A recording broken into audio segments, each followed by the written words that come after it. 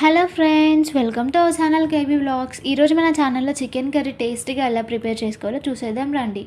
బాండి పెట్టి దాంట్లో ఆయిల్ పోసి జీలకర్ర మరియు ఆనియన్స్ వేసి ఆనియన్స్ బాగా వేగేదాకా పెట్టాలి. అలా అవుతేనే చికెన్ కర్రీ టేస్టీగా ఉంటుంది.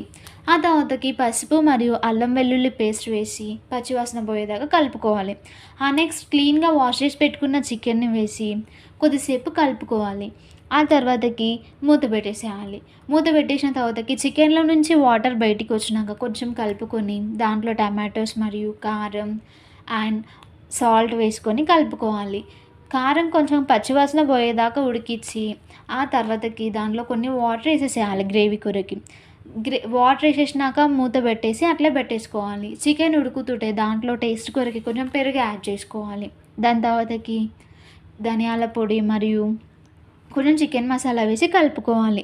ఆ తర్వాతకి లాస్ట్‌లో కొంచెం యాలకుల పొడి, కొంచెం గరం మసాలా వేసి కలుపుకొని కొత్తిమీరతో గార్నిష్ చేసుకుంటే టేస్టీ చికెన్ కర్రీ రెడీ అవుతది. ఈ వీడియో మీకు నచ్చితే లైక్ చేయండి friends and subscribe our channel. Thank you.